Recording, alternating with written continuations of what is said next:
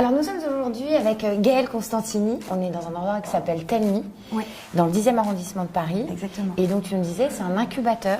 Tell Me, c'est une boîte belge qui a une succursale à Paris et qui fait de la location de vêtements pour enfants de 0 à 6 ans. Donc c'est un espace qui est dédié au zéro déchet et qui incube des start-up ou entreprises, en tout cas, qui ont les mêmes démarches, les mêmes valeurs. Gaëlle qui fait de très beaux, très jolis vêtements. Et c'est pas n'importe quel vêtement, ce sont des vêtements écolos, responsables. Donc c'est une des rares marques en France, on peut dire qu'il n'y en a pas beaucoup. Ça fait depuis 2010 que tu as pensé à créer ta marque. J'ai commencé à recycler des vêtements vintage. Donc voilà, j'ai mis au moins 1 an et demi, voire 2 ans à développer tous mes partenariats. Et aujourd'hui, c'est la 3e collection.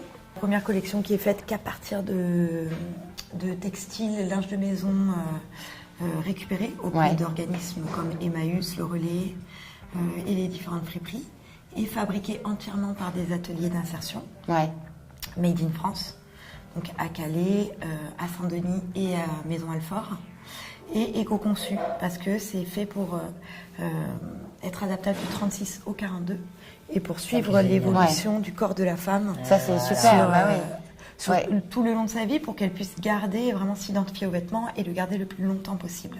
Nous, c'est 2 collections permanentes, donc les vêtements pour l'été et les vêtements pour l'hiver. Et après, ce sera simplement les tissus qui vont changer. Mais on va rester exactement sur le même modèle.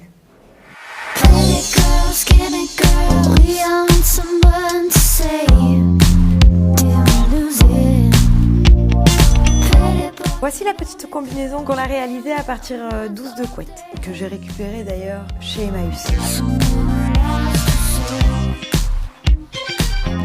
Donc la jupe longue, c'était une chute de tissu de l'usine Balzan, qui est celle qui crée tous les vêtements d'officiers.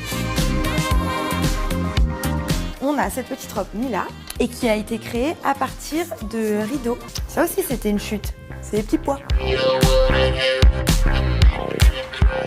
Alors Gaëlle, ce qu'on sait moins, c'est que l'industrie de la mode, c'est une des industries les plus polluantes dans le monde. Ouais, c'est la seconde, après le pétrole. C'est fou. C'est un panel extraordinaire de multipollution. On peut retrouver des pollutions de l'air par rapport à l'émanation des gaz toxiques. On peut retrouver des pollutions de l'eau par rapport aux solvants et aux teintures qu'on va utiliser.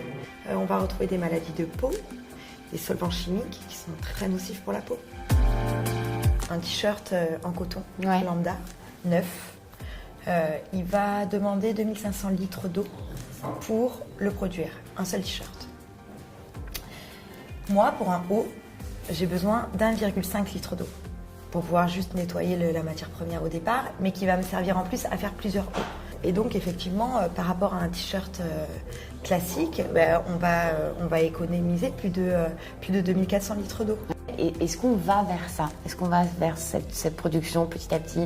Est-ce que les grandes marques, est-ce que le luxe commence un peu à se positionner par rapport à ça? Moi, je crois qu'il y a un vrai mouvement global, sociétal, qui n'est pas d'ailleurs propre à la mode, mais qui est vraiment dans toute notre manière de consommer, que ce soit alimentaire, que ce soit les voyages, que ce soit dans notre vie de tous les jours, dans nos transports. Et donc la mode en fait partie. Et en fait, les gens aujourd'hui, il y a une vraie prise de conscience parce qu'on court à la catastrophe. On n'a pas le droit de mettre sur la planète un objet qui ne soit pas aujourd'hui éco-responsable et dont on n'a pas pensé la fin du produit. C'est-à-dire on n'a pas à le laisser quand on meurt. Ça, tu peux le laisser dans la nature, il va se biodégrader. C'est un produit naturel, c'est du coton blanc qui n'est pas teint.